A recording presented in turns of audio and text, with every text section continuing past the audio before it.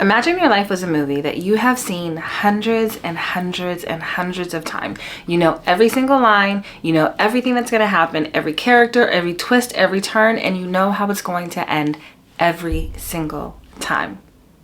What fun is that? That's exactly what happens when we stay in our comfort zone and we don't allow ourselves to expand. But we're not going to subscribe to that anymore. We are going to expand, we are going to go big, and we are going to let life be everything it can possibly be. So let's get started.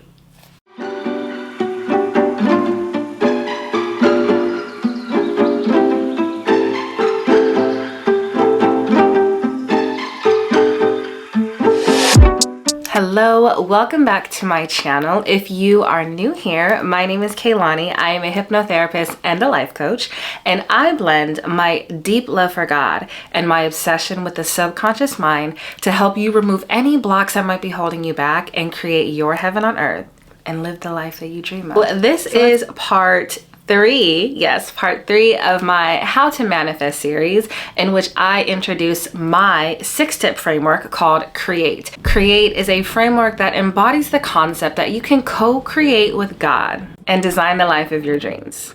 It combines the power of spiritual discovery and subconscious reprogramming to remove any blocks that might be in the way and create a pathway to the life that you dream of. If you want a more thorough explanation of the framework as a whole, you can catch this video right here where I go over every single step, why it's important, what it actually means, and how by using this framework, you can truly manifest and create the life of your dreams. And just to briefly reiterate, the 6 steps in Create are C for clarity, R for release, E for expand and embody, A for aligned action, T for trust and triggers, and E for expectancy or the energy of receiving.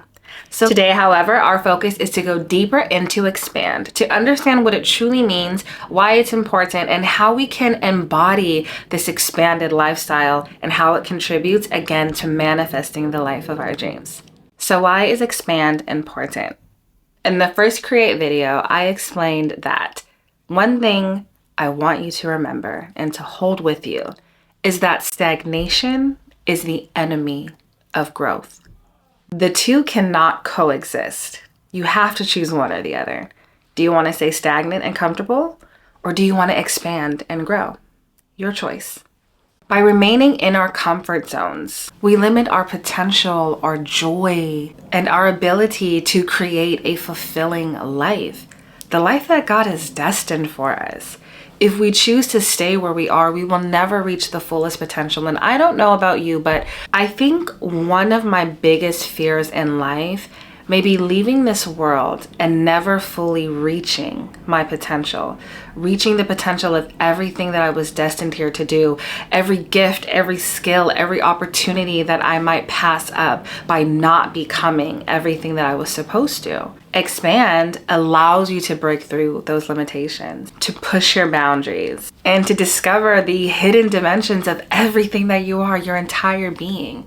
Again, everything that you were chosen and placed on this earth in this lifetime to be. That's what expand allows you to do. And you might say, well, Kailani, I'm fine where I'm at. I'm comfortable. This feels good and this feels safe. And I might say, okay, that's great. But what if? What if you stepped out of your comfort zone? What if you allowed yourself to dream big? What if you allowed yourself to try out for that position at work, or to actually build the business, or to start a family, or to say hi to that guy that you see at the coffee shop every day? What if?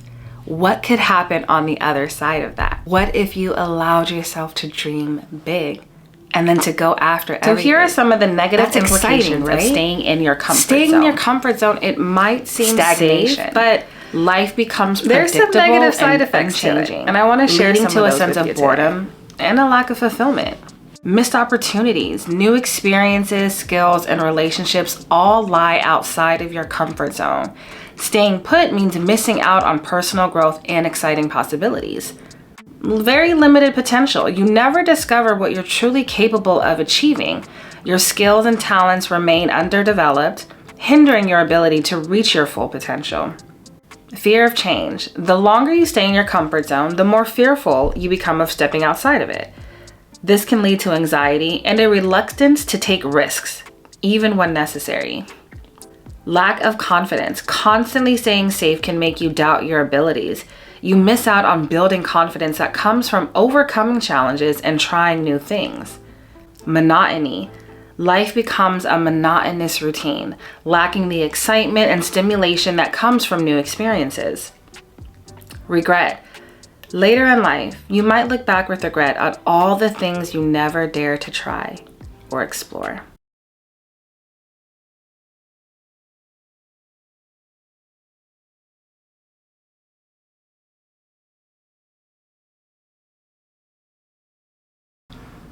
I want to discuss a very familiar story to most of us, and this is the story of the Israelites as God was guiding them out of bondage from Egypt when he appointed Moses to lead them to the land of milk and honey and to the promised land.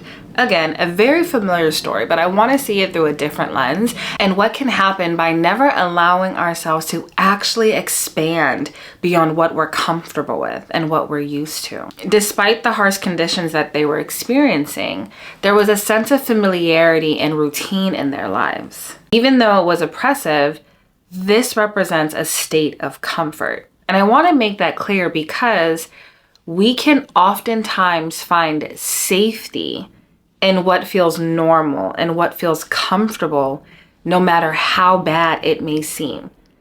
I can recall many times that I've stayed in toxic relationship dynamics because it felt safe. I knew what to expect.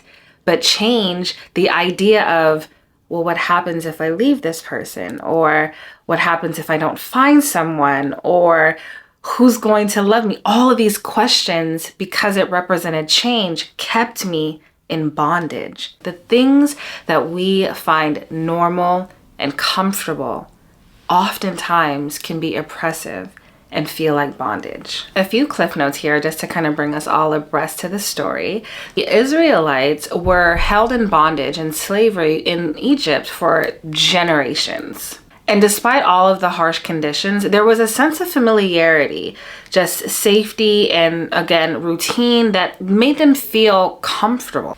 And after experiencing this sense of freedom and liberation and witnessing God do miraculous things like the plague and the locusts and the frogs and the splitting of the Red Sea, they found themselves in a wilderness. Oftentimes, we will find ourselves in a wilderness season. However, the choices that we make in that season will define where we go in life. God promised them to bring them to the land of milk and honey, to bring them to the promised land. In order to get there, we have to go through the wilderness. You know, we can either decide to turn back, which is what a lot of the Israelites were doing. They were complaining. They were complaining about food and water and pain and just suffering as they were going through this wilderness season, so much so that they were willing to go back to bondage. They were willing to go back to the Egyptians because they knew at least there what the routine was. They knew that yes, they would be oppressed. Yes, they would be in bondage. They would not be free, but they knew that they would be fed. They knew that they can get water. They knew that they would have housing. As humans, we will go back to the very things God has delivered us from because it feels normal and it feels safe and it feels comfortable. But I need you to understand that not everything that feels safe, that feels normal, that feels comfortable is good. It's just like a programming within us, a subconscious and a nervous system programming. Throughout their journey, we read in the Bible that they complained a lot. TBH, they complained a lot.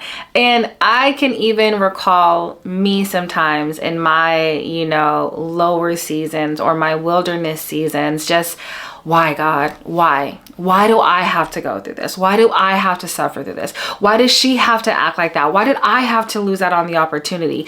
Versus reprogramming and saying, oh my God, look at all the things that you've done. Look at how far you've brought me. Look where you delivered me from. Look what you took me out of. Thank you. The Israelites in this moment, they are almost losing faith. They know what God can do. They've seen what God has done. But because they're in this season, they're so much focused on their shortcomings. They're focused on the things that they do not have. But God is such a good God that he still delivers on his promises, because as they are continuously complaining about, we don't have enough food, we don't have enough water, God then sends down what he called manna, which was this little, like, when I read it, I almost visualize hail. Like I visualize hail, but being a product of sustenance. So imagine, there's no food in the wilderness. We are in the desert. It is dry. My mouth, everything, skin. Oh, and despite their complaints, despite them losing a bit of faith, God still delivers on his promises. He also gave them direct instructions. Take just enough for your family and don't take anything more. There were some that would take more, and then in the morning they would wake up, the manna would then turn into like maggots and just disgusting. It would mold and be sickening. What I feel in this moment is that God will give you just enough. Sometimes we feel that God doesn't hear us. Sometimes we feel that things are not working, especially when we're in the wilderness season. But if we take a moment to just sit back and just look, we will see that God is giving us there is so many seasons I look back on my life and I'm just like, I don't know how I even got through, especially financially. I have no idea how I made it, but I look back and I'm like, but God gave me just enough. Oftentimes we want more out of ego or out of greed or whatever it looks like. So we look back, we'll see that God gave us just enough to get through so that he can give us the more and the bigger and the much that he has promised us. If you're finding yourself in this sort of wilderness season, I want you to take a look at what God is doing currently. Look at what he has brought you from, and keep your eyes steadfast on where he is bringing you to, but also look at the sustenance that he is providing for you. Because even though it may not seem like a lot, it is always going to be enough to get you through. Now, the Israelites spent 40 years in the wilderness before they actually got to the promised land. And honestly, that was 40 years too long. It didn't have to be that way. There are several reasons that it did occur where they were in the wilderness for an extended period of time. One of those reasons just happened to be their disobedience and lack of faith. They lacked faith. If we read the story, if we just go through the passages, they lacked a lot of faith. They complained about a lot of things, and it didn't matter how much God showed them. Moses even got to a point where he was like, okay, God, like your people that you wanted me to let go, they're acting up down here. They are not grateful. They complain, and I just don't know what to do anymore. How many times do we want things to be our way, where we lack faith and we're like, you know what, I'm not going to do it that way because it seems like nothing's happening in that way. I'm going to do it this way, only for it to take us so much longer if we would have just gave it to God. In that moment, we can observe that the people of Israel did not allow themselves to expand to what was possible. They did not allow themselves to expand, to be able to reach again that land of milk and honey, this promised land that God destined for them. So much so that the generation of people that were left wandering the wilderness never actually made it into the promised land. It was their future generations that were able to experience the mission, experience the fruit, experience again the milk and honey that God had promised over to them. And that's what life can look like for us. We can live a life in fear. We can live a life in comfort and never actually experience the promises that God has set forth in this moment of our lives. And I don't want that for you. I know I don't want that for myself. That's why I want to help you release those things that might be holding you back. Allow yourself to expand and to embody. It's bigger than just living the life of your dreams. It's about reaching the fullest potential of everything that God has destined for you, everything that God has promised you. It's not this distant, far away thing. It can be your now if you so choose for it to be. Now, another thing I want to point out, when the Israelites actually finally got to the border of the promised land, Moses sent out 12 spies to kind of just go look at the land to see what was happening. 2 of them came back with positive reports saying that yes, the land is overflowing. It is amazing. God is going to bless us and he is going to remove the inhabitants that are currently there. 10 of them, however, came back spreading fear, saying that, oh my God, the enemy is too big. They are going to defeat us. Like, we'll never get this land. We'll never take over, even though this is the promised land that God has promised to us. It's just all bad. And so what ends up happening is that the Israelites, now full of fear, they won't enter. They literally will not enter into the land that has been promised to them, enter into the space that God has removed them from bondage, taken them through the will. After everything that they've been through, they finally get there and say, yeah, nah, I'm not going to do it. And this led to them wandering and just continuously trying to figure out what they were going to do. Now, the reason that this is so important is because you need to be careful who you are listening to. Who are you letting speak life into you? And are they giving you reports of goodness, of greatness, of joy, of abundance? Or are they spreading lies and fear and things that are going to hold you back? Because everything that God has delivered you from, the wilderness that he has taken you through, he can, like the saying goes, you can bring a horse to the water, but you cannot make him drink. Now, the question remains, are you going to step into the land that God has promised you? Are you going to have faith that where God is taking you is your destiny?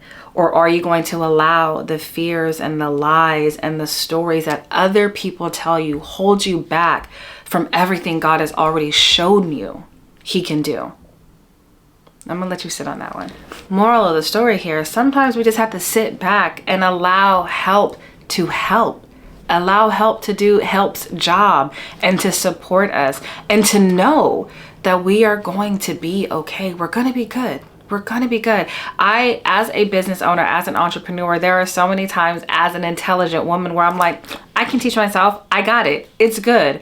Only for the thing to either never get done or take forever to get done, because I didn't just go have the person who's an expert do it for a shorter amount of time. Now, if we look again at us in terms of us as humans and how we show up and the subconscious mind. So the subconscious mind acts as this sort of like internal security system.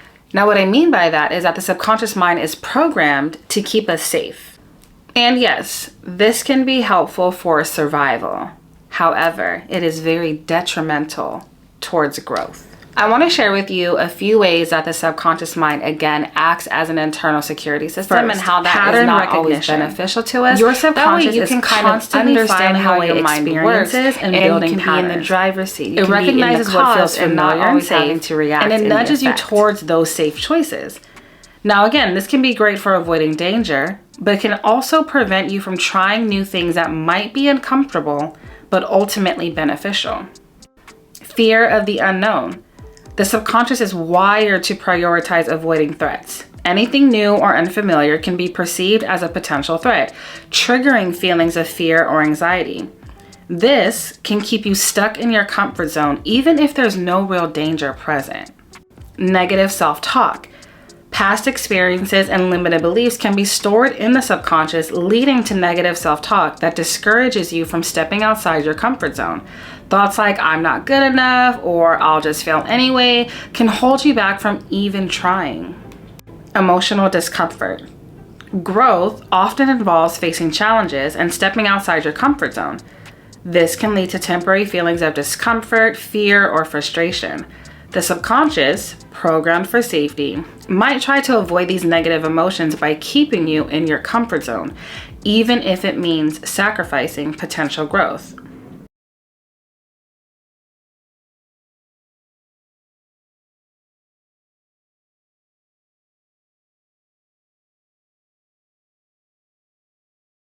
With all of that being said, it's important to know and understand that your subconscious mind isn't your enemy. It's simply trying to protect us. The key is to become aware of these subconscious patterns and learn to work with them rather than against them. And here are some ways that you can do that. Gratitude. Focus on what you already have, because that will allow you to open up again to the possibilities. If we look back at the story of the Israelites, they were so focused on everything that was going wrong that they weren't paying attention to everything that God had done. Be grateful. Find yourself in a space and an energy of gratitude where you can open up yourself to all the things that are possible. Read inspiring stories. Find people that have done great and amazing things, especially if they're things that you want to achieve. Oftentimes we have to see to believe that things are possible. So if you're reading stories, if you're reading articles, biographies, watching movies, documentaries, even fiction, you can see what is possible for you. And you can also find the blueprint. How did they do the things? How did they become that successful? How did they break through these challenges? Read things that expand your mind and find people that you aspire to be like. Again, challenge limiting beliefs. Ask yourself, is the feeling that I'm feeling, is the thought that I am thinking, is this real? Is it fact? Or is it fiction? Is it just a story that I'm telling myself?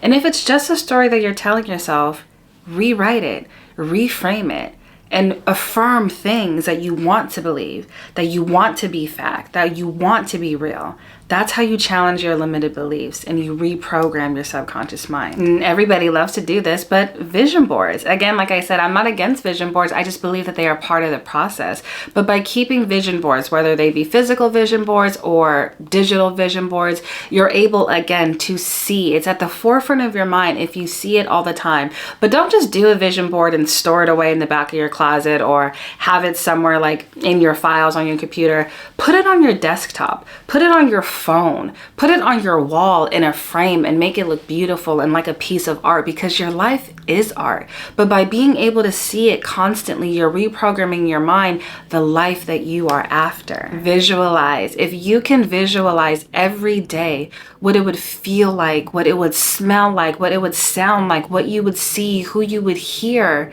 in your dream life, it becomes real. There are so many studies that have been done that prove the point that by visualizing something that is happening, it activates the same parts of our brains that actually require the doing. There was a study of people learning how to play piano. The control group actually learned how to physically play piano, while the experimental group visualized learning how to play piano. After the tests had all been done, the same graphs that were, the same brain graphs and the same brain activity that was seen with the group that actually played piano also showed up for the people that just visualized playing piano. So if you can just see, if you can mentally rehearse what it is like to be in your dream life, to be in the manifestation of your prayers, it becomes real. It's almost as if you are actually doing it. So visualize, daydream, and don't stop daydreaming, because this will eventually lead you. Your mind will find these pathways to be able to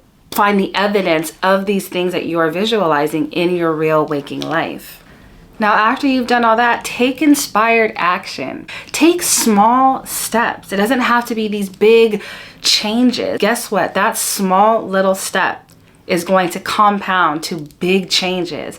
And also, you're building your muscles in your brain, in your body, to find safety in the big changes by making the small steps. As a former stylist, this is probably one of my favorites, but dress the part. Dress for success. When you show up in a way where I feel like the pandemic took away our want to get dressed up. We got so comfortable being in cozy clothes and loungewear and activewear and wearing our workout clothes all day long, but start dressing. Part of my work ritual is spraying my expensive perfume. I call it spraying my rich perfume, because I want to attract abundance. I get into the energy of what it smells like to be rich. And I love when I hug people or when I'm around people, they're like, you smell rich. And I'm like, you know what? Because I am spiritually, I'm rich in spirit, but I'm going to be rich in the real world too. But I'm just saying, like, dress the part, embody it. It doesn't always have to look like action. It could be the scents that you wear. It can be the places that you find yourself in. It could be the clothes that you show up in. Feel rich. Feel like whoever it is that you want to be, whatever you want in life, dress the part. Learn new things. I love this because if there is a certain goal that you want, let's just say there's a certain role that you want in your life. One of my things is that I want to be a speaker. I want to be on stages and I want to speak in front of large crowds and pour into people. Now, although I'm not doing that yet, guess what? I'm on YouTube right now. I'm talking to you. I may not see you, I might not be in front of you, but I'm speaking and it's safe a little bit. You know what I mean? It's not as scary as being in front of thousands of people. Eventually, I will be, but I'm learning how to be a speaker. I'm learning how to speak to people. I'm learning how to pour into people. I'm learning how to synthesize my information. I'm learning a new skill and I'm expanding myself to what is possible. This is just the very beginning, but allow yourself to learn new things and to do the scary things so that you can eventually do and embody the big things. Lastly, and this might seem very obvious, but step out of your comfort zone. Go to new places, meet new people, take yourself on that solo date, do new things. Find the things that make you uncomfortable and try them. And you know what?